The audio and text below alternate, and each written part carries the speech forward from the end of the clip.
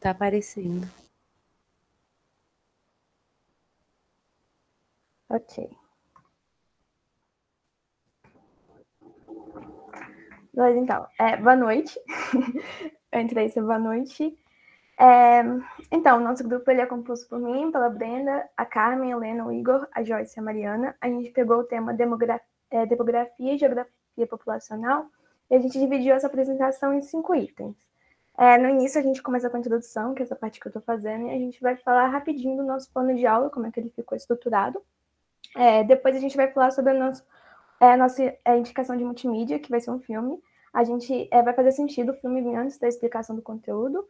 Na terceira parte, a gente vai falar do conteúdo, a gente divide ele em 2 partes. Vai ser a terceira e a quarta parte vão ser sobre o conteúdo. Na primeira parte vai ser a Helena, ela vai falar sobre noções básicas. E a segunda a gente vai falar sobre algumas leis e discussões sobre demografia e geografia populacional. E na quinta parte a gente vai dar uma rápida passada sobre a nossa avaliação. Então,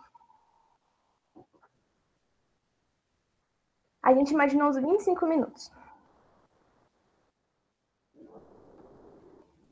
Aqui, então.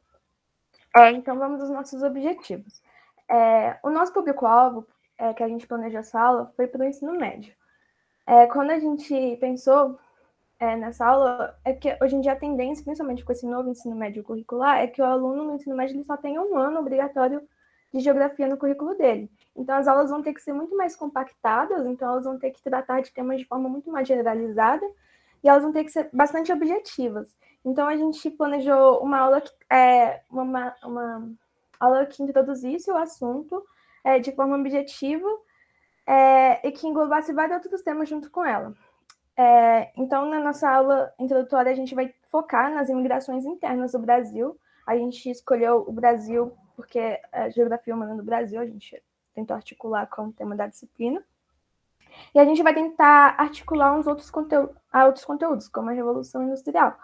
O objetivo da gente fazer isso é porque o aluno ele tenha uma noção de como... não que ele ache que a história ela acontece de forma linear, mas que ele possa articular vários conteúdos. Não achar que, em caso a ciência, ela fica em caixinhas. Então, o nosso objetivo no final da aula é que o aluno ele saiba conceitos básicos de imigração, que ele tenha noção de como a influência das correntes migratórias elas atuam na dinâmica demográfica do Brasil, porque, por exemplo, você tem a inserção da mulher no mercado de trabalho, isso faz com que a imigração ela seja muito mais forte e, por exemplo, acontece com que o crescimento vegetativo do país diminuiu bastante. E o número de mulheres por filho, a taxa de fertilidade. A gente também quer que ele tenha noções sobre fatores de expulsão e atração, que levou o êxodo rural no Brasil, e que ele consiga relacionar tudo isso a outros temas, como a Revolução Industrial, que teve como pioneira a Inglaterra, para ele não achar que o Brasil é uma caixinha com uma história única, particular, e que eles se articulam com outros momentos da história, que é tudo uma questão de consequências. E tentar trabalhar isso de uma forma não linear, porque não foi só a Revolução Industrial que atuou, mas ao mesmo tempo que a gente não consegue abordar tudo ao mesmo tempo em tão pouco tempo. Então, os recursos didáticos. A gente pensou em uma aula muito simples, então a gente usaria um filme, que a gente vai falar na próxima parte, a gente usaria de um mapa mundi, só para efeito de explicação, quadro negro, para a gente poder fazer esquemas, um projetor para passar slide, um quadro cronológico, que esse a gente vai fazer no quadro negro, a gente vai formar com o aluno, o computador para fazer os slides e o apagador. Quanto à metodologia, por ser um tema muito grande e a gente tentar tratar ele de forma geral, por mais que a gente precise de ficar tentando fazer tudo muito sintético, para que a gente tenha uma efetividade no final, a gente pensou que essa aula ela teria que ser dividida em 3 de 60 minutos cada. 60 minutos ou 50 minutos, dependendo da programação da escola. Então, como funcionaria? Na nossa primeira aula, a gente passaria a transmissão do filme, que chama Narradores de Javé. A gente faria isso porque na primeira aula a gente achou que seria mais efetivo passar o filme primeiro, para o aluno ele poder se envolver com o filme e depois tentar articular aquele filme ao conteúdo que a gente vai passar posteriormente. Então, a segunda aula ela seria destinada a essa articulação. Então, a gente dividiria a aula no meio. Nos primeiros 30 minutos, a gente daria uma aula expositiva, tentando articular o filme e acontecimentos. A gente tentaria fazer isso de forma bastante sintética. E a segunda parte da aula ela seria um pouco mais didática, no sentido de que o aluno ele participaria melhor desse momento. Então, a gente formaria grupos de 4 pessoas, que já viriam pré-formados anteriormente. Os alunos se organizariam assim, e a gente desafiaria eles a criar uma linha cronológica. Então, a gente faria desde... a linha cronológica iniciaria na Revolução Industrial e ela terminaria... ela não necessariamente teria um fim, mas ele teria que fazer tipo um mapa mental, tentando articular várias coisas que aconteceram desde esse ponto inicial até agora, ou então até o limite que eles escolheriam. E a nossa terceira aula, ela seria destinada a terminar essa, se não desse tempo, e para a realização das atividades avaliativas que a gente vai falar no final da nossa apresentação. Aí agora a Mari vai falar da indicação de multimídia. E aí o motivo dela vir antes do conteúdo é porque a gente passaria o filme antes mesmo. Bom, boa noite. Como dito anteriormente, né, a nossa indicação multimídia é sobre o filme Narradores de Javé, que lançou no ano de 2003, 2004, assim, e foi dirigido por Eliana Café. Bom, a gente trouxe esse livro como uma proposta justamente pelo fato de tratar de uma história de um pequeno vale, de um pequeno povoado que era localizado no Vale do Javé. Esses habitantes, eles iam ser expulsos daquela região, porque por ser um vale, ser uma região pobre, enfim, ali algumas empresas eles queriam fazer uma represa ali no local. Então, para isso, né, obviamente, os moradores eles precisavam sair daquele local. Bom, obviamente, ninguém queria sair, né? Não queria deixar suas casas, suas histórias, mas para isso acontecer, a única maneira disso acontecer era fazendo com que aquele local, aquele vilarejo fosse importante para a comunidade, para a região, ele tivesse uma importância histórica, por exemplo, alguma coisa ali na região que fosse tombado como um patrimônio. Né? Assim, eles não poderiam continuar com esse plano de fazer uma represa no local. Enfim, então, os moradores da região, eles se juntam e eles começam eles têm a ideia de escrever um livro sobre o início do povoado, sobre as histórias, seus costumes, enfim. Então, eles pegam o escrivão da cidade, desculpa, e fazem ele escrever as histórias. Então, durante dias e dias, ele escuta a história de várias pessoas, a gente percebe como que toda essa interpretação ela é diferente para cada habitante, né? Porque cada família conta uma história, enfim. E no momento final, né, quando ele tinha que entregar esse livro já pronto para eles poderem, né, começar esse processo de tombamento, o escrivão ele fala que não escreveu o livro, porque ele diz que grandes empresas elas nunca vão deixar de se desenvolver ou de fazer, né, fazer algum plano por causa de uma comunidade, segundo ele, né, pobre, analfabeta, nordestina, enfim. Então, ele não escreve o livro. E bem, né, como ele tinha pensado, como ele tinha falado, isso acontece. E uma hora eles precisaram sair dessa região e mostra, no final, eles olhando para a cidade embaixo da água, e a única coisa que aparece é a pontinha, assim, da igreja. Pode passar a foto. Passa o slide, por favor. Olha lá, a única parte que dá para ver é a pontinha da igreja, porque tudo ali foi submerso pela água, né? Bom, então, portanto, né, nesse sentido, a gente achou que esse filme fosse uma ótima proposta, porque ele está justamente nesse contexto, né, de população, no ato de ir e vir, porque em algum momento, né, quando eles finalmente perdem a casa deles, eles viram migrantes, né? Eles começam a migrar para poder procurar um lugar onde eles possam se estabelecer novamente. Agora eu vou passar a minha palavra para a Helena. Então, gente, agora eu vou começar a introduzir um pouco a respeito do que é a demografia e alguns conceitos importantes para a gente trabalhar todo esse assunto com os alunos. Então, o que de fato é a demografia, né? A gente sabe que a demografia ela é uma ciência que estuda uma população. E em estatística, o termo população ele é muito abrangente. Então, por se tratar de demografia dentro de geografia da população, a gente vai estudar uma população de seres humanos. E para estudar essa população, a gente utiliza o que dentro da demografia eles chamam de tripé metodológico. E esse tripé metodológico ele vai influenciar diretamente a dinâmica dessas populações, seja por algum desses três componentes desse tripé. E a gente está falando de natalidade, mortalidade e a migração. Pode passar, Camila. Então, continuando o nosso raciocínio, vamos começar falando da natalidade. Então, natalidade, fecundidade, eles são indicadores de vida. E eles aparecem na demografia através de alguns índices, como, por exemplo, taxa bruta de natalidade, que é representado pelo número de nascidos vivos por 1.000 habitantes. E é bom prestar bastante atenção quando a gente está analisando esses dados, quando a gente está lendo a respeito desses dados, porque esse não é um índice comparável, porque normalmente a faixa etária, né, da população ela está intimamente ligada a esse cálculo desse índice.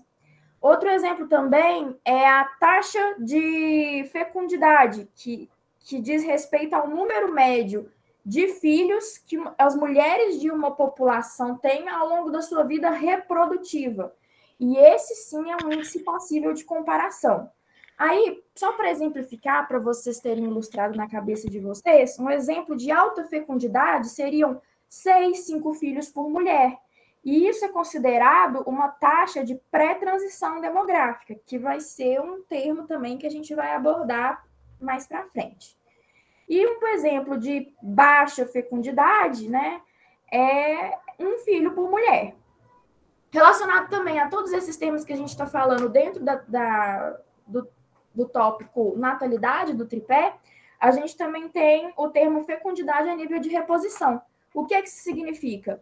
Eles querem determinar o número de filhos que, por mulher, dentro de uma população, que são necessários para repor essa população de um lugar em determinado equilíbrio, ou seja, um determinado equilíbrio com a população idosa e com a população que já está envelhecendo e morrendo.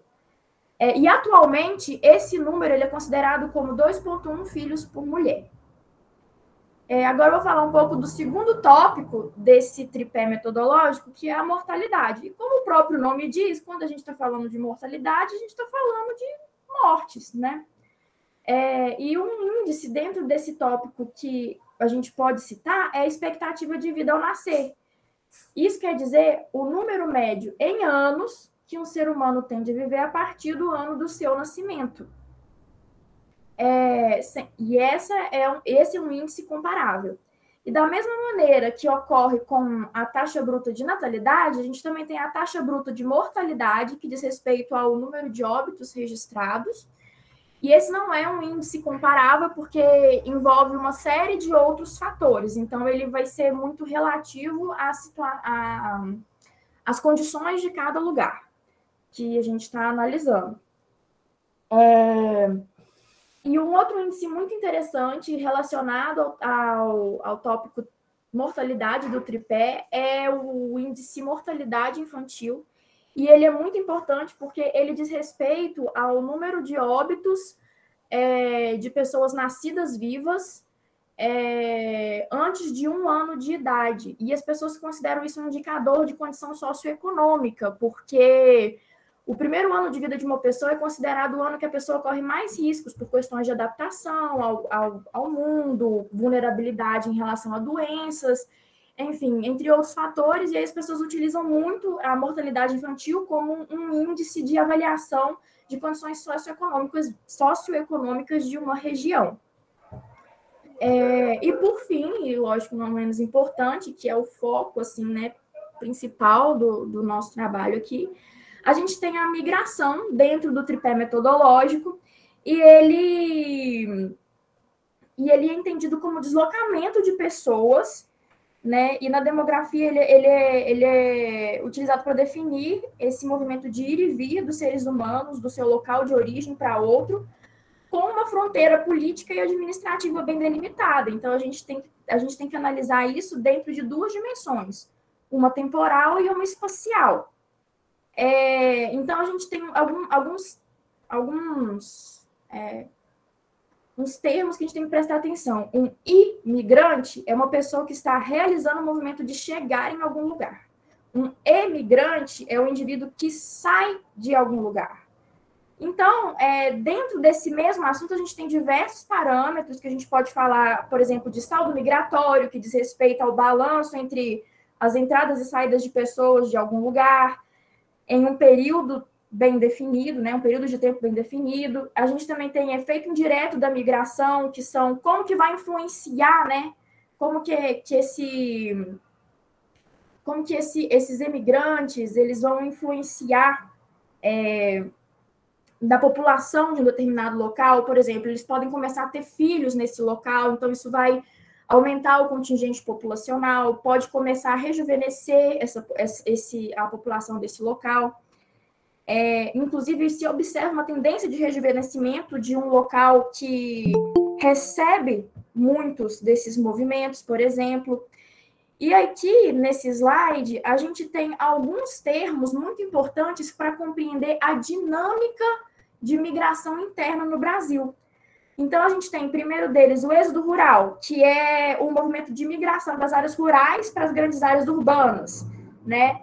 A gente tem também a concentração demográfica, que é um processo que envolve uma determinada escala, né, que a gente está trabalhando, e onde uma população vai se aglomerar com maior densidade em uma região. Desconcentração demográfica, a gente vê muito isso em cidades que já estão extremamente urbanizadas, com uma densidade muito grande, diz respeito ao movimento de uma população que antes estava numa região e agora ocorre uma espécie de transbordamento, onde a população migra para áreas ao entorno dessa determinada região. Aí, exemplo, a gente tem São Paulo, né? Migração de retorno, que seria o processo que a pessoa reside em um determinado local, que não é o seu local de nascimento, mas depois regressa à sua terra natal. A gente também tem migração data fixa, que é muito usado no censo, né, do IBGE, que é um período de 5 anos que a pessoa reside em um lugar. A gente tem também a migração última data, que é o último processo da etapa migratória. A migração interna, que é o foco em si do nosso trabalho, que são os movimentos de fluxos migratórios dentro de um mesmo país, dentro de uma mesma região. A gente também tem a migração internacional, que seria esse processo, né, de essa movimentação, esses fluxos migratórios entre países. E, por fim, a gente tem a migração de reposição. Ele é um ponto muito discutido, né, onde a migração seria capaz de repor uma população mais envelhecida. A gente vê muita propaganda disso e muita notícia de o governo está incentivando o pessoal para migrar para o Canadá, por exemplo. A gente vê muita propaganda disso. E esse estudo de migração é importante porque é um fenômeno que tem um poder de alteração na população de um local, né? Na questão do seu saldo líquido, a estrutura etária, e isso vai envolver também questões como o desenvolvimento de uma região, como que isso vai mudar para melhor, para pior, né? Dependendo se for um lugar que está recebendo muita gente, ou um lugar que está tendo saída de muitas pessoas. E isso vai influenciar também, inclusive, o planejamento urbano e elaboração de políticas públicas, né? E também se relaciona muito com o filme, né? Que a gente trouxe para trabalhar com os meninos. E agora eu vou falar rapidamente, especificamente, do que a gente vê no Brasil. No Brasil, até 2001, predominava o movimento migratório dentro do estado da origem, né, dessas populações. Então, a gente tinha um crescimento de movimento intrametropolitano, né? E aí a gente tinha o quê? Pessoas deslocando de uma cidade para outra em busca de melhores condições de vida. Porém, a gente observa de uns anos para cá o crescimento de movimento interestadual, né, de um estado para o outro. E aí a gente tem também aquela questão que a gente já falou, né, o fluxo de retorno que também está ficando cada vez mais intenso, por exemplo, no Nordeste, onde a gente tinha nordestinos procurando melhores condições de vida no Sudeste, mas agora estão voltando para o Nordeste. A gente observa que, historicamente, os movimentos de imigração eles estão muito relacionados com o período, com os ciclos econômicos, né? E isso, assim, desde o período colonial. Então, a gente tem o ciclo da cana-de-açúcar, ciclo do ouro, enfim, esses diversos ciclos que a gente estuda, né? Por exemplo, a gente tem o ciclo do açúcar finalizado, então um grande número de nordestinos vai migrar para Minas Gerais como consequência do ciclo do ouro, que começa a ficar cada vez mais intensificado. A gente também tem a industrialização e o ciclo do café, que vai intensificar também esses ciclos migratórios para a região de São Paulo. E assim, a gente pode observar esses movimentos. Agora eu vou passar a minha palavra para a Brenda, porque ela vai falar um pouco a respeito de algumas teorias dentro da demografia. Boa noite, novamente. As questões de fluxo migratório, né, são de extrema importância para a gente entender esses processos de transição demográfica, porque essas condições, elas influenciam diretamente, né, justamente essas condições demográficas, né. No entanto, né, nós não poderíamos encerrar essa aula sem falar de 3 principais teorias demográficas, né. A primeira dela é justamente a teoria malthusiana, né, que foi desenvolvida pelo economista inglês Thomas Robert Malthus. Essa teoria, né, ela tem 2 bases principais, né, e a primeira afirmação de Malthus é de que, e aí a gente tem que pensar, gente, justamente no contexto de Revolução Industrial, tá, na Inglaterra, então o que estava sendo observado ali era o que o Malthus estava vendo ali na Inglaterra. Mas, então, voltando aqui, né, essa teoria ela tinha 2 bases principais. A primeira afirmação de Malthus, né, seria de que a população ela duplicaria a cada 25 anos, né?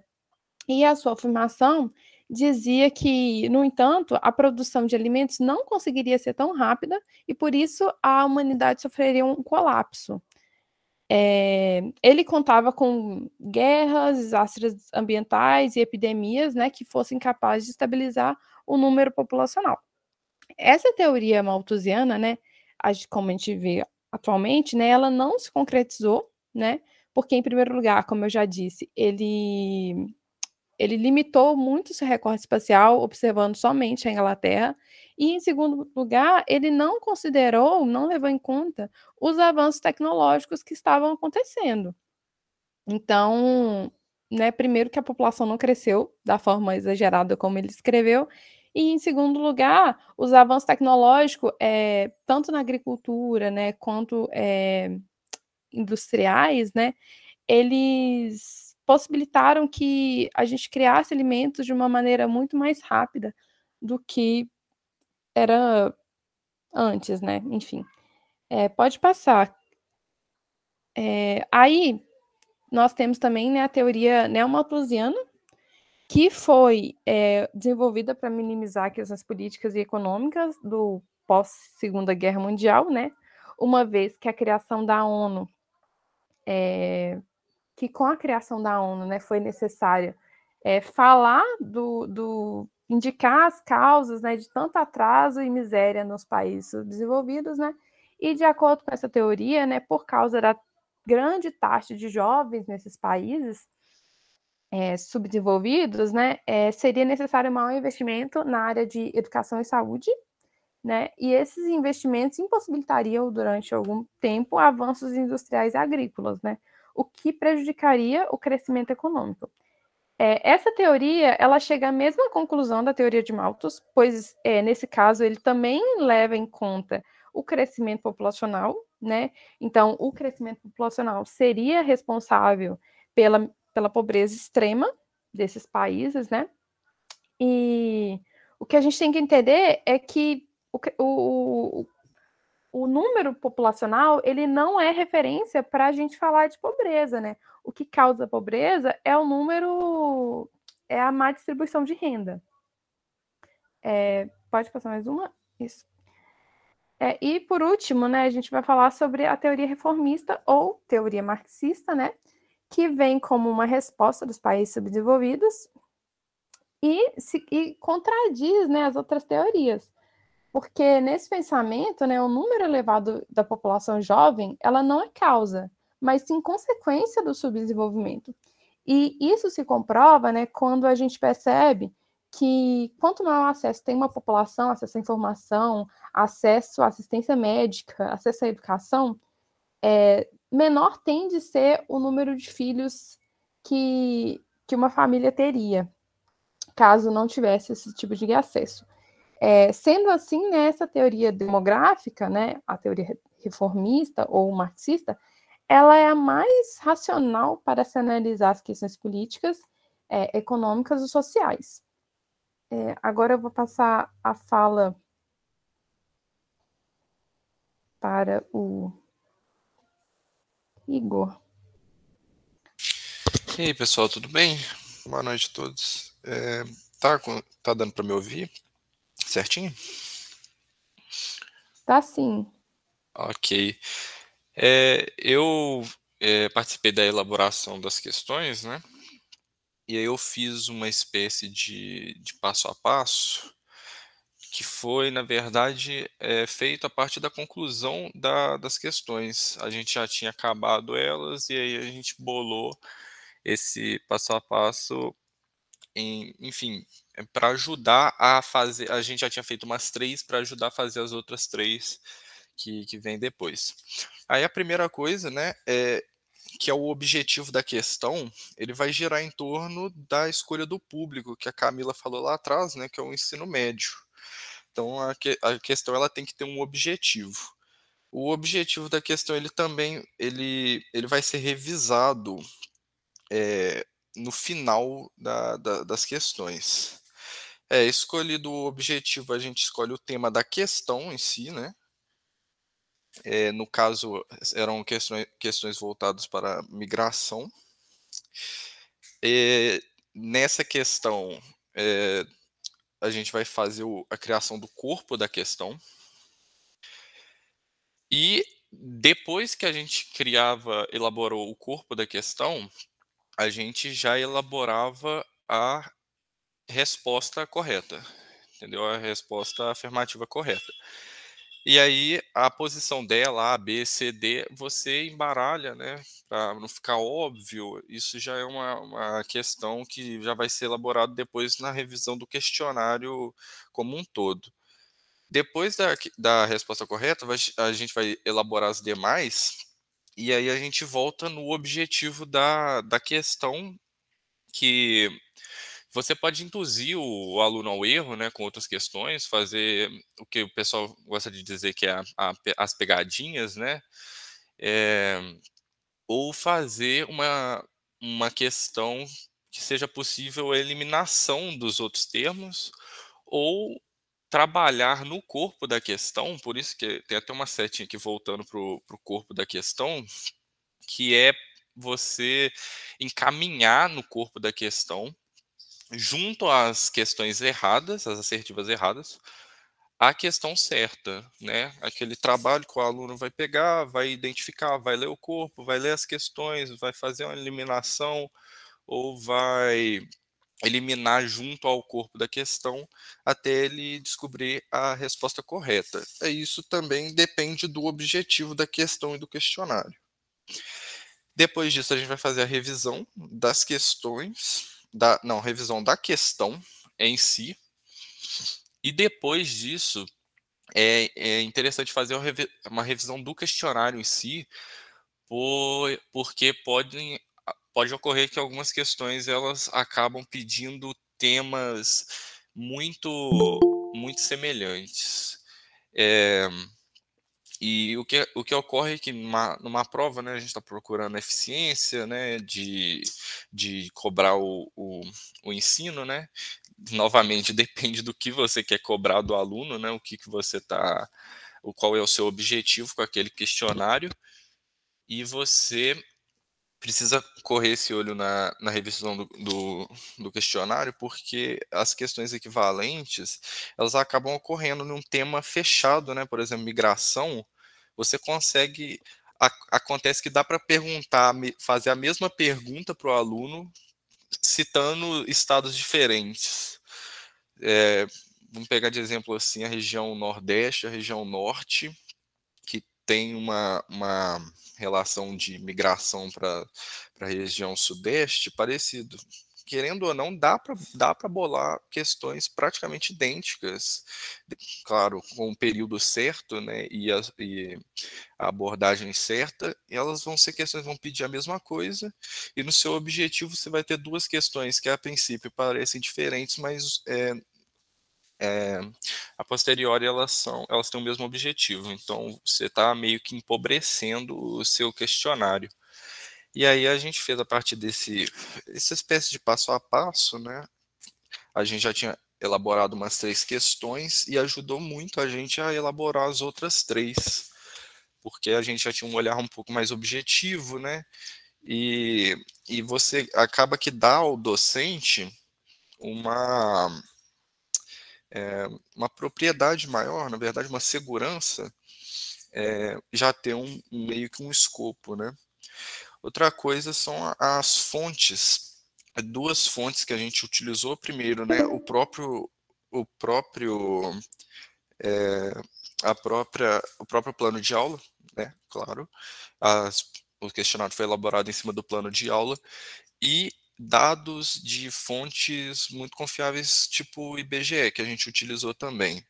E isso te dá uma segurança a mais para você projetar essas questões. E, na verdade, a parte das questões é mais sobre isso. Passando agora, a gente vai ter as nossas referências, né, da nossa apresentação como um todo. E gostaria de agradecer a todos a participação da aula, né, e ao professor pela iniciativa. Obrigado a todos, boa noite.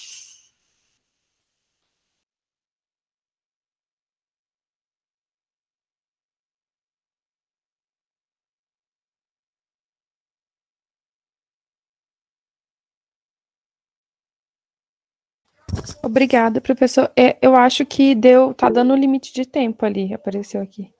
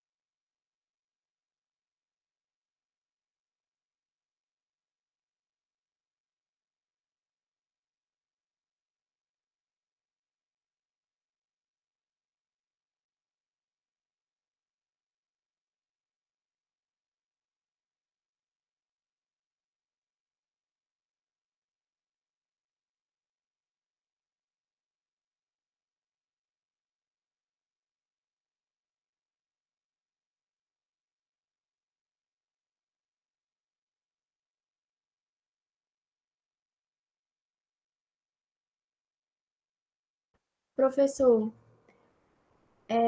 se o senhor permitir, né, posso esclarecer um pouco por que a gente escolheu narradores de Javé. A gente sabe que o foco do filme é essa questão da oralidade e a questão da história, né, transmitida dessa maneira, mas ele também retrata como que diversos fatores políticos e econômicos interferem na vida das pessoas e muitas vezes obrigam, né, isso é bem marcado, né, que eles não querem sair de Javé. Eles são obrigados a sair. E eles saíram, assim, na hora que o trem já estava descendo a água, entendeu? E isso mostra também que essa migração, ela nem sempre é por escolha da própria pessoa. É uma coisa imposta. E é nesse ponto que a gente chega. E aí a gente também queria fazer uma conexão, porque a gente está numa aula de geografia humana do Brasil, né? A gente também ia trabalhar uma questão importante, que é também a cultura envolvida. Porque quando a gente tem esses movimentos de migração, principalmente quando ele é em grande escala, por exemplo, a gente começa a ver alguns conflitos, e isso é registrado já também. Conflitos de culturas mesmo, entre a cultura do povo que migra para o lugar que está recebendo esse povo, por exemplo. Tudo isso está relacionado. Então, a gente também tem uma pegada de abordar questões culturais também dentro de todo esse movimento que envolve essa dinâmica demográfica, principalmente dentro do Brasil, que, por exemplo, a gente tem culturas completamente diversas aqui, não é? Por exemplo, a gente tem no Nordeste culturas que são completamente distintas e diferentes do que a gente tem aqui no Sudeste. E isso entra em conflito muitas vezes, e às vezes até para botar os alunos para pensar, né? Você vê isso acontecendo nesse nível, de uma cidade para outra, de um estado para outro. Imagina quando é de um país para outro, inclusive, né? Isso gera um debate muito rico em cima. A ideia é instigar os alunos a pensarem para esse lado também, entendeu?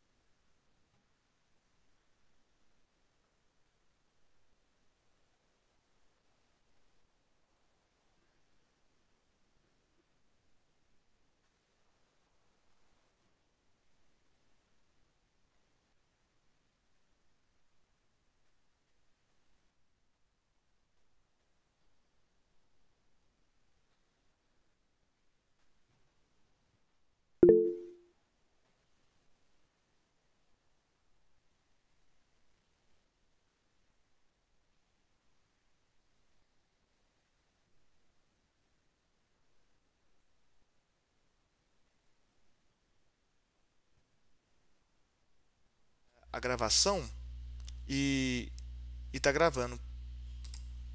Tá gravando, só que eu acho que não estava pegando nenhuma. Acabei de ver aqui, o meu microfone estava desligado, então tudo que eu falei aqui não está sendo gravado. Mas eu não vou repetir não, acho que com as respostas aí já deu para abranger bem. E a última coisa que eu gostaria de falar é sobre a avaliação, a forma de avaliação. Interessante essa estrutura como vocês apresentam, tá? E o único comentário que eu gostaria de fazer é que questões fechadas, eu acho que eu já disse uma vez, vou voltar a dizer, que a estrutura que o Enem propõe de produção de questões fechadas vale a pena depois dar uma pesquisada. A forma, porque vocês acho que chegaram a dialogar com esse modelo, mas acho que vale a pena dar uma olhada, porque tem uma proposta que dialoga bem aí com a de vocês. No mais, gente, o meu comentário são esses. Vou abrir aí para a turma, caso alguém esteja interessado.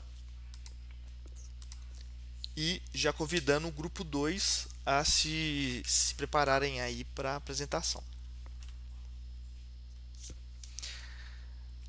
Um comentário geral também aqui, que deve ser colocado novamente, é que essa questão sobre ser uma apresentação sobre o plano da aula ou ser uma apresentação da aula, a aula em si, isso ficou, pelo que eu estou entendendo aqui, ficou ainda não tão claro para vocês, mas a ideia, gente, original, e a ideia que eu vou colocar aqui, é que seja a aula em si, como vocês estivessem falando para os alunos, tá? Por quê? Porque a outra ideia de apresentar o plano de aula, eu gostei muito, tá? Desse modelo. Então, grupo 1, esse modelo foi legal. Porém, eu não posso usar esse tipo de modelo como avaliativo por não se tratar de uma disciplina que avalia planos de aula. Tá? Então, o plano de aula é um roteiro da sua apresentação de vocês, mas aqui eu vou ter que colocar um peso maior na questão do conteúdo. Tá? Então, só por isso que eu estou recomendando que seja uma aula em si e não uma aula sobre o plano, né? Não uma apresentação do plano de aula só por questão de ementa da disciplina, apenas. Então, alguém que não fique tão confortável em estar sendo avaliado ali a questão didática, não tem problema, tá? Porque aqui o objetivo dessa avaliação, vou dizer assim, infelizmente não é esse, mas é porque ainda não está no momento, tá? Vocês ainda vão ter esse momento ali quando chegarem nas aulas de Geografia e Educação, na FAI, ali sim o escopo vai ser esse e aí vai ter mais espaço para isso. Mas também não vai ter nenhum ônus para quem apresente o plano de aula, tá? Então vamos lá. Se alguém quiser fazer um comentário, sugestão. Pode projetar o grupo 2, Pedro? Pode sim. Então vamos lá, grupo 2, o tema de vocês é espaço rural? Isso. Espaço rural, ótimo, vamos lá. Boa noite, pessoal. Boa noite, professor. O nosso tema é espaço rural e a gente vai tratar um pouco sobre a dicotomia entre a agricultura e o campesinato com o agronegócio. O nosso grupo ele é composto pela Beatriz, a Bruna, Stephanie, Felipe, Igor, Natália e eu, Thalita. Pode passar, Igor, por favor. E, assim, nosso foco é uma aula expositiva que vai tratar sobre esse tema, focando nas diferentes formas de produção de alimentos, e essa aula ela seria ministrada, no caso, para o segundo ano do ensino médio. A gente planejou uma aula com duração entre 20 e 30 minutos, e dividimos em 3 partes. A primeira parte vai tratar sobre a estrutura do campesinato, o trabalho familiar, a agroecologia e a soberania alimentar. A segunda parte vai tratar sobre a produção camponesa familiar e os circuitos comerciais alimentares. E a terceira e última parte vai tratar sobre a resistência camponesa, os assentamentos de sucesso. Além disso, no final, a gente vai passar a nossa indicação de mídia. Pode passar, Igor. E eu vou começar apresentando agora a primeira parte, que é a estrutura do campesinato, o trabalho familiar, a agroecologia e a soberania alimentar. Como a aula vai ser passada para alunos do ensino médio, então a gente considera que ele já tem informações sobre o que sobre as relações camponesas, sobre o que é o campesinato. Então vale a pena só ressaltar que atualmente o campesinato ele é considerado como um conjunto de grupos sociais com base familiar e que se dedica a atividades agrícolas com diversos graus de autonomia. Como eu já disse, são sistemas familiares de produção, então tem a família envolvida dentro do próprio trabalho com a terra, né? Isso também é muito ilustrado, fazendo referência à mídia que a gente sugeriu, no filme O Sonho de Rose e A Terra para Rose. Outra coisa é o estabelecimento de relações comunitárias, que é muito forte nesse sistema, tanto para que eu vou falar um pouco mais para frente, questão de banco de sementes, compartilhamento de técnicas, inclusive de materiais, de utensílios, de maquinário. E dentro do campesinato a gente percebe o manejo geralmente é sustentável, então não utiliza agrotóxicos, não utiliza pesticidas, eles focam na produção de alimentos orgânicos mesmo. E uma característica muito forte do campesinato, contrapondo com o agronegócio, é que ele cria uma paisagem heterogênea, tanto na questão do que se é produzido dentro do campesinato, que, por exemplo, para fazer as hortas, ao invés deles usarem os pesticidas e os agrotóxicos, tem técnicas de colocar plantas que atraem animais nas bordas dos canteiros para não precisar utilizar para que essas plantas atraiam os insetos, as pragas, e que essas pragas elas não afetem tanto a produção. Além de ser uma produção heterogênea, no sentido também de que uma planta ela vai fornecer alimento para outra, então ela pode ser plantada no mesmo canteiro, inclusive. O campesinato ele faz com que o campo ele seja povoado, ao contrário do agronegócio, que expulsa a população do campo e homogeneiza, inclusive, na questão da monocultura mesmo, que faz aquela paisagem que você só vê tudo igual, um monte de milho, um monte de soja, literalmente tudo homogêneo. O que eu falei anteriormente sobre que no campesinato está muito presente essa questão dos bancos de sementes, do compartilhamento de técnicas e também que a gente vai falar um pouco mais para frente sobre as organizações cooperativas. Pode passar, por favor. Atualmente, no Brasil, a agricultura familiar ela é responsável por, de acordo com o IBGE, ela é responsável por aproximadamente 70% dos alimentos que são consumidos no Brasil. Mesmo que essa quantidade ela seja alta, ainda assim no Brasil, e ainda tem a porcentagem que o agronegócio produz, mesmo assim o Brasil, em 2021, ele voltou para o mapa da fome, né? Então, a gente cabe tratar aqui sobre como a questão dessa relação, como a questão dessa relação de escassez relativa dos alimentos está relacionado com a distorção dos sistemas produtivos alimentares, que tudo que é produzido pelo agronegócio aqui, na verdade, não fica no Brasil, ele é exportado. Então, além disso, tem a destruição dos mercados locais, das reservas alimentares dos países e também dos modelos culturais ecossustentáveis. Com base nisso tudo, a gente vai falar um pouco sobre a questão da soberania e da segurança alimentar, que são dois conceitos que eles estão muito interligados, mas que eles têm diferença. A segurança alimentar, ela defende a disponibilidade e acesso, de ponto de vista tanto nutricional para todos. E esse acesso aos alimentos, ele pode vir de fontes internacionais, por exemplo. Inclusive, dessas fontes seriam um agronegócio. A soberania alimentar não é... esse alimento, ele não necessariamente ele tem que vir do mercado internacional.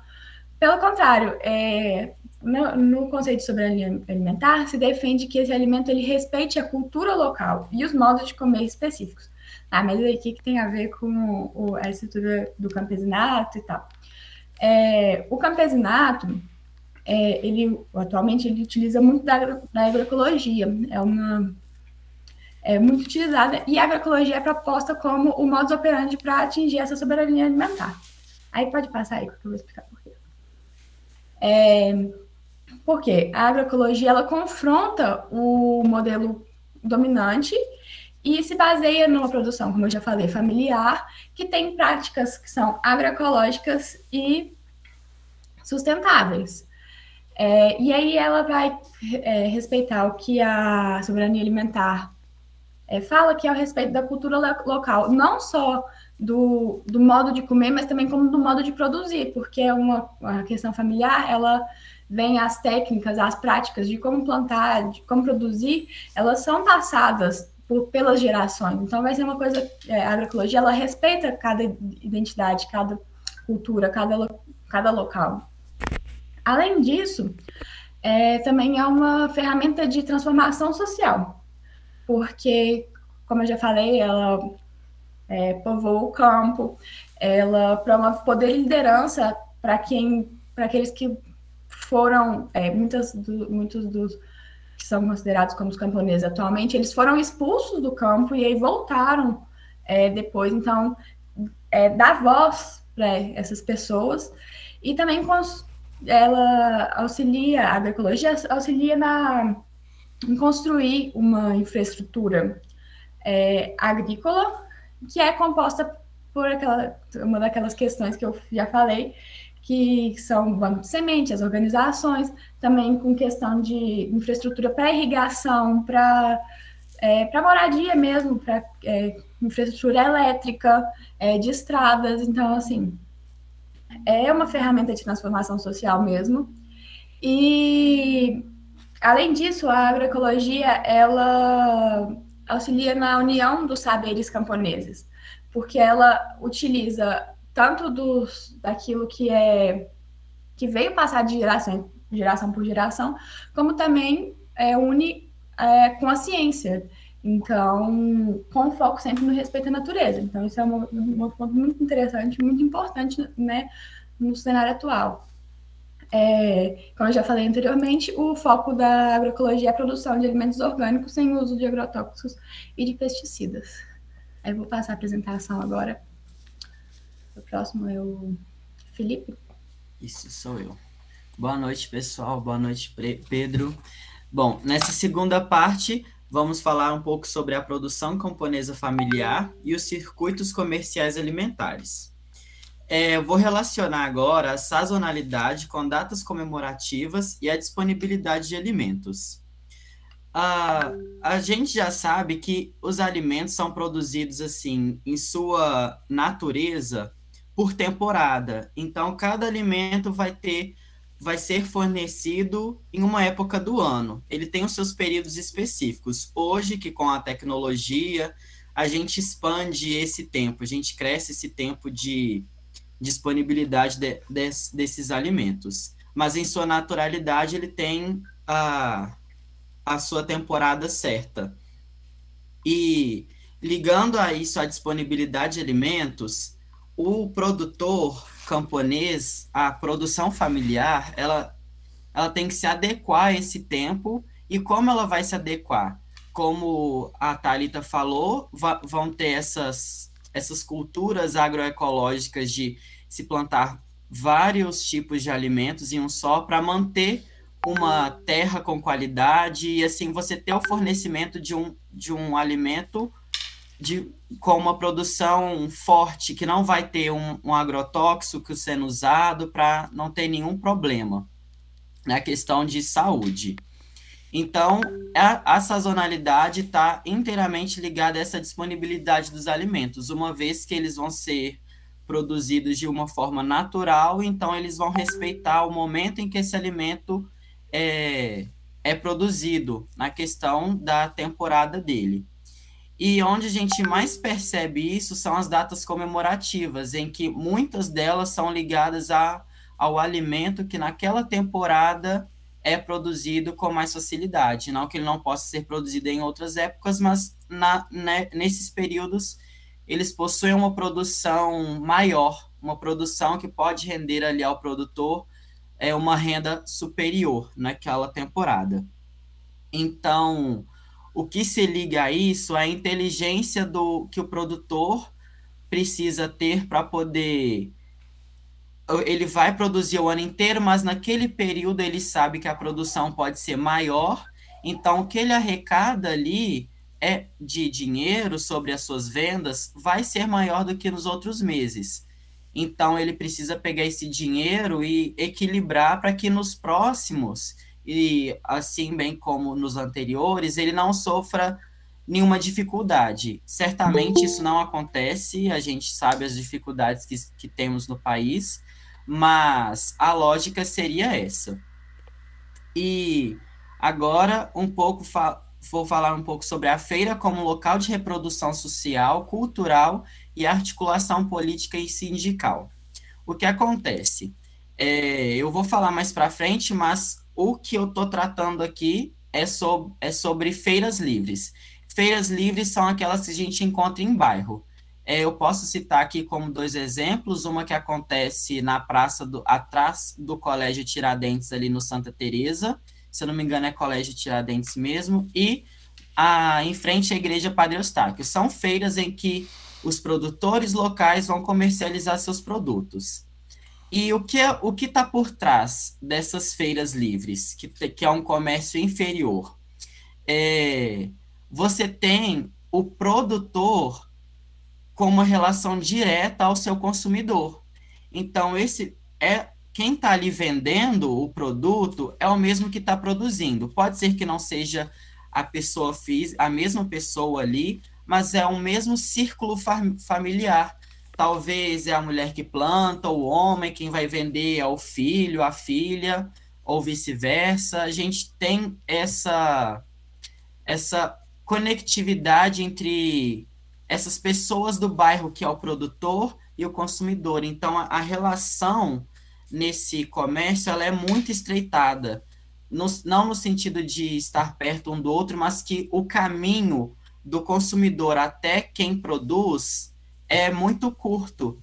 E é isso que vai reproduzir o meio social daquela região, bem como o cultural, porque estabelece ali uma cultura de: olha, vou favorecer esse produtor porque o alimento eu sei que é natural, não tem o uso de agrotóxicos, eu sei que a terra, ele não vai produzir de uma forma em que a terra hoje ela está boa produzindo, mas na hora que essa produção acabar, ela não vai servir para mais nada e vai precisar de um forte processo de retorno à produção naquela terra. Então eu sei que, assim, se eu assim posso dizer, ela usa os meios legais, né, os meios naturais de produção. E essa articulação política e sindical é que não tem por trás toda essa questão empresarial, por trás não tem esse sistema negócio que torna algo tão grandioso na vista política, de se dizer, e sindical. Então nós temos uma relação mais natural e, se assim posso dizer, familiar dessa produção. Pode passar, por favor. Agora, sobre o que eu estava dizendo, o circuito superior e o inferior. Posso dizer que é um circuito superior os serviços modernos e o inferior os não modernos, pequenas dimensões. Então, eu vou começar por baixo e aí eu subo para poder explicar. Por baixo eu digo inferior e aí eu no próximo momento eu vou falar sobre o superior. O inferior, então, vão ser essas feiras livres, essas feiras de bairro, que vai ter esses produtores locais vendendo para os seus consumidores. E o que a gente tira disso? Nessas feiras, você tem o produtor, que é o vendedor, e, por sua vez, vai ter um consumidor ali para o seu comércio, para o seu pequeno comércio. Após a venda do seu produto, ele vai arrecadar o dinheiro pelo produto que ele vendeu, e então ele vai subir para o circuito superior. Por que ele sobe? Porque vão ter coisas que não são comercializadas nessas feiras livres, nesse circuito inferior. Então ele precisa subir para o superior e assim conseguir adquirir outras mercadorias. Mas ele só consegue adquirir uma vez que ele vendeu a que ele próprio produz. E por onde está essa ideia de circuito? Desse vai e vem que o produtor vai adquirir. Ele vai produzir, vai vender, e a partir do dinheiro que ele arrecada das suas vendas, ele sobe sempre num ciclo de produção, venda e compra. Vai ser sempre assim. Então, a gente tem um exercício, exercido um processo social a partir do momento que, ao comercializar o próprio produto, o produtor tem contato com o seu consumidor. Então, essa produção camponesa familiar, que eu disse que está no tópico, ela está presente dentro desse circuito de comércio, porque ela, vamos dizer, ela é o início da engrenagem. Para aquele produtor familiar, ele passa por todos esses ciclos para que ele consiga sobreviver. Certamente ele não vai conseguir como alguém que está fora desse meio dele, talvez consiga, né, os grandes empresários, por assim dizer, mas ele precisa estar nesse circuito para poder movimentar o seu negócio. Por mais que seja familiar, mas ele precisa disso.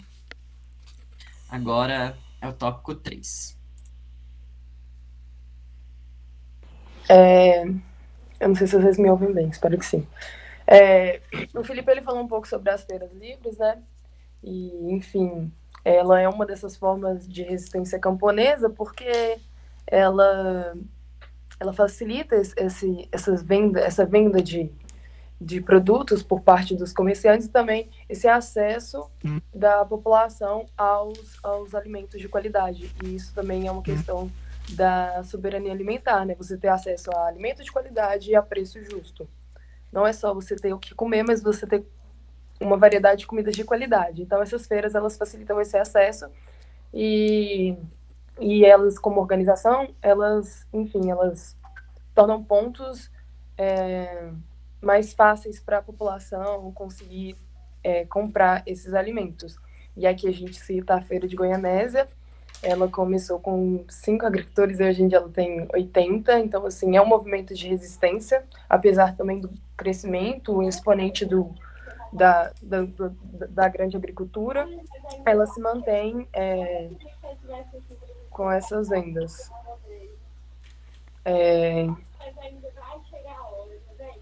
Gente, tem alguém? Estamos escutando. Enfim. Estamos escutando aqui. Tá. Então, a gente tem também essa questão entre a visibilidade que essas feiras causam perante o poder público e também... Gente, eu acho que alguém ouvindo áudio aí. Tem o Robson, tá com o microfone. Isso, ele desligou. Okay. Tá. É porque desvia a atenção, desculpa, tá? Eu achei que o som fosse aí, Natália. Não foi não, por isso que eu dei uma desviada. Sim, perfeitamente. Enfim, continuando, a gente tem esse contato direto entre os produtores e os consumidores, a gente tem essa interação poder público e comerciante, porque as feiras, elas dão essa visibilidade para os produtores e também comerciantes, né? E, enfim, essa experiência de sucesso. A seguir, a gente também tem uma dessas formas de resistência com as cooperativas, que elas facilitam... Pode passar, Igor. Elas facilitam a produção, esse acesso à modernização da agricultura. Então, esses produtores, eles se juntam e aí eles conseguem ter acesso a novas tecnologias e aumentam esse alcance de consumidor mesmo, né? Também tem essa questão das técnicas, e aí a gente cita aqui a cooperativa, não sei falar essa sigla, né? Mas é uma cooperativa criada em 1980, e ela e ela conseguiu aumentar essa produção com sites e vendas online. A gente até pode passar, a gente até nessa questão do online, ele aumenta muito o acesso do público aos produtos e também dos produtores ao público. Então, é uma das formas de ampliar esse acesso aos produtos produzidos pela agricultura camponesa, né? Igor, pode passar, por favor? Essa feira online Capitólio, a gente cita ela porque ela é considerada uma inovação, né? Mas, assim como elas, a gente tem vários exemplos dessa venda de produtos agrícolas online, seja às vezes é intermediada por um vendedor, mas sempre tem essa conexão entre os produtores online e a população. E, principalmente no meio da pandemia, foi uma prática que cresceu muito e acredito que vai se manter, né? Essa interação por meios online, fora as feiras. Deixa eu ver se vale. Inclusive, a gente tem esses deliveries, e aí essa criação de portfólios online, enfim, o grande público consegue ter mais acesso à produção camponesa e à agricultura familiar. E é válido falar que na pandemia muitas famílias perderam essa renda das feiras, mas que nem por isso essas famílias camponesas deixaram de servir a população. Então, a gente tem muita doação de comida produzida pelos movimentos sociais, e isso prova como os movimentos de agricultura camponesa são bem fundados no uso da terra acima do lucro. Claro que eles precisam do lucro para sobreviver, mas, assim, eles entendem muito a função social da terra. Isso é válido falar. Pode passar. E aí, acho que é o que todo mundo conhece, né? O MST, que é o maior movimento de luta pela terra. E aí ele tem essa luta de assentamento, de reforma agrária para esses produtores familiares. E ele busca por esses assentamentos em terras não produtivas e depois também a posse e o uso dessa função social da terra. E aí, baseado nisso, a gente também faz as indicações midiáticas. Eu não sei se está a seguir, Rigo. Você pode passar, por favor? Tá. Desculpa. Tem o assentamento das pastorinhas também, que a gente achou que vale a pena falar, porque é uma terra comprada pelo governo aqui em Brumadinho, e era uma terra que não cumpria a função social dela, e 120 famílias ocuparam esse espaço. E nessas questões de despejo, que acontece muito nos assentamentos, até você conseguir ou não, né, essa posse das famílias, acontece muito essas situações de despejo, mas as famílias resistem ali. Mas, enfim, foi conquistado. E aí, essas famílias, que estão assentadas, elas conseguem fazer uma grande produção de alimento lá. Então, houve essa criação desse assentamento pelo INCRA em 2006. E até hoje está lá. Pode passar. Agora a gente queria só pincelar sobre as referências midiáticas, as indicações midiáticas. Você está com ela aí, Igor, para a gente mostrar, ou você quer só que eu cito? Vou abrir aqui, estava só fechando o negócio. Tá bom, pode mostrar aí. A gente indicou algumas referências que a gente achou válido. Tem isso. Tem a Sabrina Fernandes, muita gente, ela é muito conhecida, ela é uma socióloga, ela é professora, e ela está muito ligada a essas questões sociais, principalmente ao MCT, ao agro. Então, ela explica muito bem sobre essas questões da terra. Então, esse aí, por exemplo, esse primeiro vídeo que a gente indica, ela trabalha sobre as questões do agro, e no segundo ela fala mais sobre o próprio movimento do MST. E, enfim, a gente não vai aprofundar. Quem quiser acessar pode conhecer. E algumas pessoas, acho que talvez aqui tenham visto, porque foi um filme que a gente trabalhou num semestre, mas o Terra para Rose, que ele trabalha tanto o assentamento de famílias, né, lá no início do MST, como alguns anos depois, mostrando como que ficou essa dinâmica, como que se isso foi conquistado ou não, mostrando essa luta mesmo pela terra. Então, assim, são indicações que a gente faz. Acho que, se não me engano, o Sonho de Rose foi 10 anos depois, e foi muito legal, assim, é muito explicativo sobre a própria luta do movimento.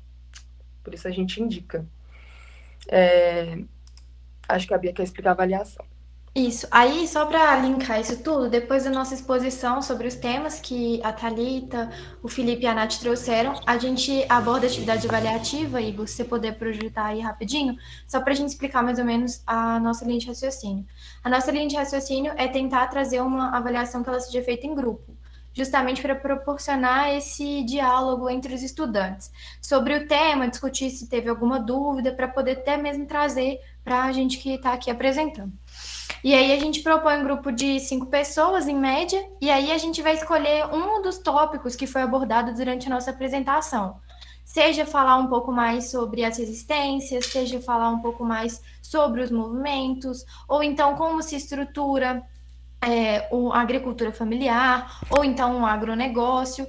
E aí, a partir desses grupos formados, eles vão escolher esse tema e uma das referências multimídia que a Natália passou agora para a gente, por isso que a gente achou importante destacar essas referências. E aí, a partir dessas referências multimídia, eles vão estabelecer uma relação. Então, eles vão buscar um pouquinho mais sobre o tema, pesquisar um pouquinho mais os dados a fundo do que eles escolheram trabalhar e linkar isso com alguma das referências que eles escolheram. Dentre as 4, eles podem escolher uma para trabalhar. E aí, eles vão apresentar um relatório escrito, que seria a etapa 3, com o que eles pesquisaram, com o que eles aprenderam na aula, com a referência multimídia, fazendo esse link. E, por fim, eles vão produzir, né, esse artigo e aí eles vão trazer para diálogo, de forma argumentativa. A gente propôs uma avaliação distribuída nessas etapas de formação de grupo, escolha do subtema, escolha de multimídia e desenvolvimento do artigo e, por fim, essa discussão e apresentação. Então, o nosso objetivo seria esse, fazer com que os alunos entendessem o tema, a partir das referências multimídia, eles pudessem ver essa aplicabilidade na realidade e depois trazer para a discussão o que eles aprenderam. Aí, a ideia do grupo era essa. Se alguém tiver alguma dúvida, algum comentário, a gente está à disposição. Esse é o mapa mental, que vai ser disponibilizado também. E é isso, galera. Bacana. Palmas virtuais para o grupo. Parabéns pelo excelente trabalho, pela excelente apresentação. É difícil de dizer sobre esse assunto, porque, como sabem, é o qual eu desenvolvo minha pesquisa, mas também porque tem aí membros alunos da disciplina, né, Campesinato e Desenvolvimento, que mostraram aí as habilidades envolvidas, né, e também os demais entes do grupo que seguiram aí também nessa linha. Então, de parabéns aí pelo domínio do assunto, pela tranquilidade em desenvolver, né, em transitar sobre vários temas ligados ao escopo central, seria essas formas alternativas de produção, não tão alternativas na verdade, né, na verdade talvez até mesmo centrais de produção de alimentos. Antes de qualquer coisa, essa avaliação, por ser um pouco mais complexa, aí, Bia, teria como você depois passar e talvez se necessário explicar para o grupo 3? Claro, eu vou te passar todo o material para poder encaminhar no grupo do grupo 3, e aí a gente já vai mandar numa pasta zipada, mas se eles tiverem dúvida, qualquer coisa, aí pode chamar o grupo que a gente explica. Perfeitamente. Não tem problema não. Aí o grupo 3 vai ter essa tarefa aí de avaliar, né, a forma como que o grupo 2 propôs, né? E o mesmo grupo 2, né, fazer isso mesmo para o grupo 1. Legal. Então, uma coisa que até eu esqueci de falar para o grupo 1 e vou falar para o grupo 1 e para o 2, os grupos atenderam o objetivo proposto, tá? com os comentários e críticas ali que vão permear, mas atenderam ao objetivo da avaliação. Tá. Alguns comentários que eu gostaria de fazer. Eu acho que eu inverti um pouco aqui a ordem, mas acho que não vai importar muito. Achei muito legal esses exemplos que vocês deram para ilustrar o tema. Eu senti algo que acho que está bem na própria base da importância do campesinato, que é a descentralização também, né? Quando vocês pegam esses exemplos esparçados, né, no Brasil, acho que dá acho que provoca esse exercício de desconcentrar, descentralizar essas imagens, esses polos de produção de conhecimento, de experiências de sucesso, né, como as feiras livres. Isso acho que é bem importante assim, para o aluno enxergar o Brasil para além dos eixos já viciados. O mesmo vale para esse exemplo que vocês colocaram aí de Capitólio, que é uma cidade totalmente conhecida, né, pelo turismo, e até mesmo a recente tragédia que houve lá, que é muito ligada às condições, né, ao risco geológico, mas ao turismo. E quando se coloca esse exemplo de Capitólio, eu imagino que esse nome vem da cidade, né? Capitólio não imagino que não seja em outro município, mas seja o município de Capitólio, né? Há essa quebra de vícios escolares sobre uma imagem predeterminada e reforçada de um município, né? Mostra esses outros lados de um mesmo município, né? Eu achei muito importante essa abordagem, muito legal. Outra pergunta seria sobre esse filme, né? Esse filme eu nunca vi, fiquei curioso, mas aí eu vi que vocês já fazem a sinopse, né? Resenhado, legal. Então vou por essa parte.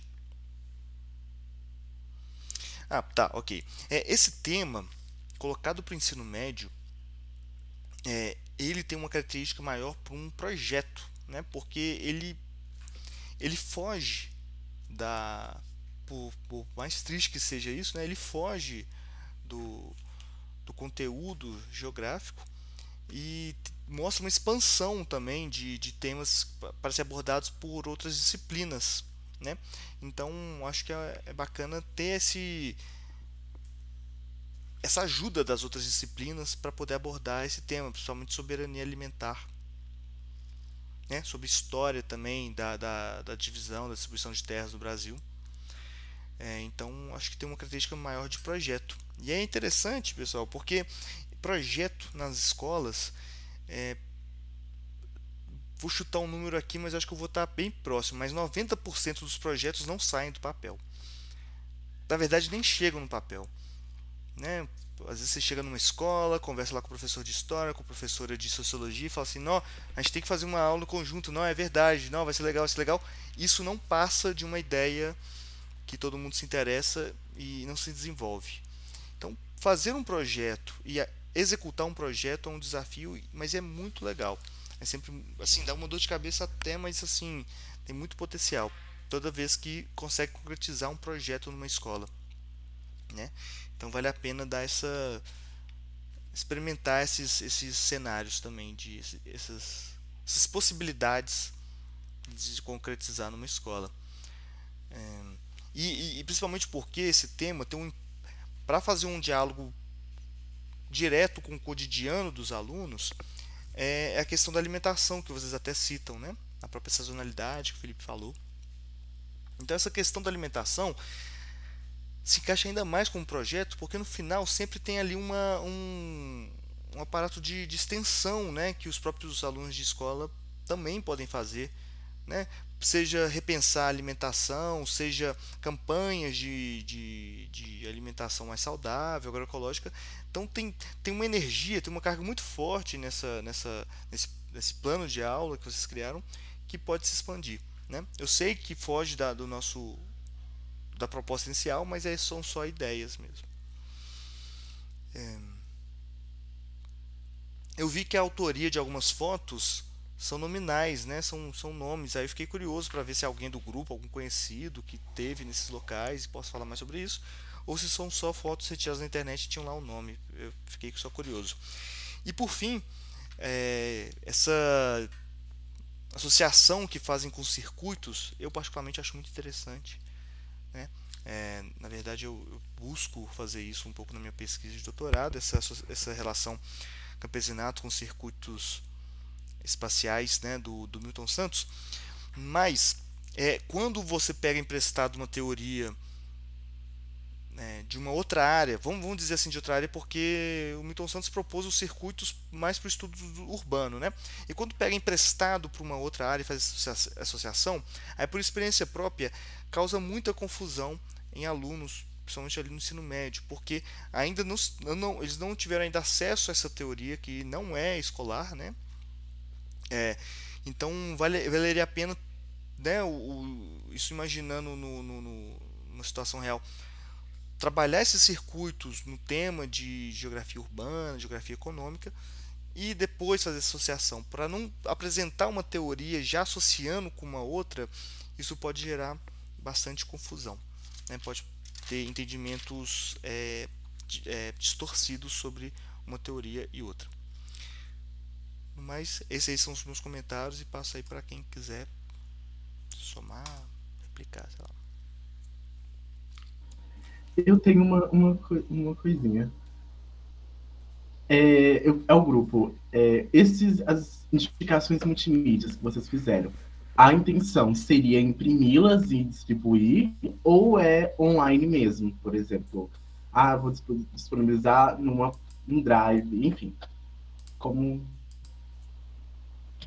Então, a nossa ideia era, a gente coloca os links, são todos links que estão disponíveis no YouTube, então todos vão ter fácil acesso. A nossa ideia era passar essas referências, né, para os alunos, para que eles pudessem assistir em casa mesmo, como uma tarefa extra classe para compor o grupo. E assim, seria disponibilizado o tempo da aula também, para se tivesse algum problema, alguma coisa. Os 2 primeiros vídeos são mais curtos, então seria mais fácil, e os outros 2 últimos são documentários. Então, eles são um pouquinho mais longos, mas todos estão disponíveis na internet. Então, o nosso objetivo seria apresentá-los de forma mais rápida, dar uma pincelada, até mesmo para não dar spoiler, né? E que eles assistissem em casa para completar a tarefa proposta pelo grupo. Entendi. É porque eu tenho uma sugestão. Assim, é porque a gente sabe que a gente está numa era totalmente digital, que existe a questão da, entre aspas, preguiça. E aí, inclusive, a gente vê isso em vários outros ramos, por exemplo, a própria música, por exemplo, as músicas estão encurtando o tempo, enfim. É um debate. Mas para inserir, eu acho que seria legal vocês colocarem um QR Code em vez do link. Porque é só bater o celular, opa, já deu acesso, não precisa ficar digitando o link, entendeu? Acho que seria interessante o uso do QR Code. Beleza. Obrigada pela dica. A gente não pensou nisso mesmo, não, mas é uma coisa que a gente pode pensar mesmo, porque a gente só disponibilizou o link, mas o QR Code realmente pode facilitar bastante.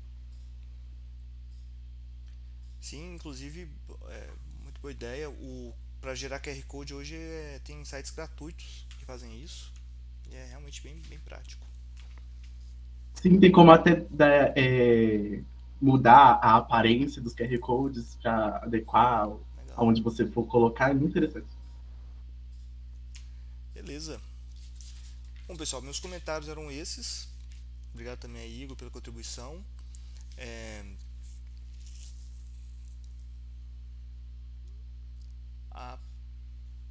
Mais uma vez, combinando, acho que isso, como uma dinâmica nova, acho que é importante enfatizar. Então, o grupo 1 vai mandar a avaliação para o grupo 2, o grupo 2 vai me mandar, em particular, uma nota atribuída de A a E e um comentário breve, assim, porque eu quero entender o porquê dessa nota. O grupo 2 vai fazer isso em relação ao grupo 1. O grupo 3 vai me mandar sobre o grupo 2. Então, essa é a dinâmica, tá? E é muito importante que cada um do grupo que está debatendo me mande esse retorno, tá bom? muito importante mesmo. Pessoal, excelente apresentação, gostei muito. Fiquei bastante feliz e contente aí pelo resultado. E vou aproveitar e principalmente mandar para o grupo, acho que para o grupo 1, eu tenho uns mapas mentais feitos sobre demografia que eu quero mostrar para vocês depois.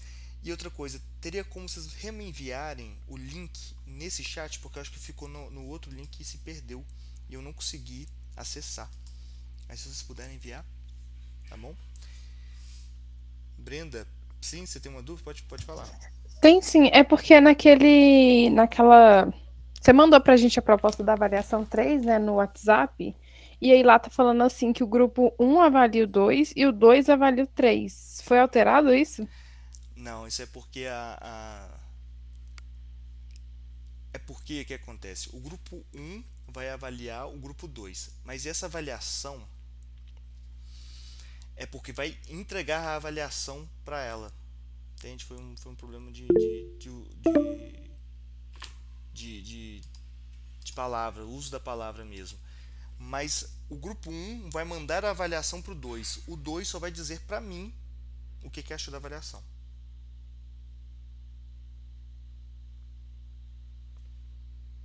Beleza? Mas eu vou mandar sempre no WhatsApp lá, tipo assim, é igual aconteceu hoje.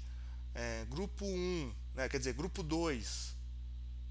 Vocês vão receber a avaliação do grupo 1. Me mandem. Aí eu vou mandar isso para não ter dúvida, tá? E Luiz, mostra um mapa mental sobre demografia. Mando sim. Na verdade, gente, se vocês esperarem aí, só aguardar um pouquinho, eu vou mostrar para todo mundo aqui em geral. Que eu acho que é um... Eu vou encerrar aqui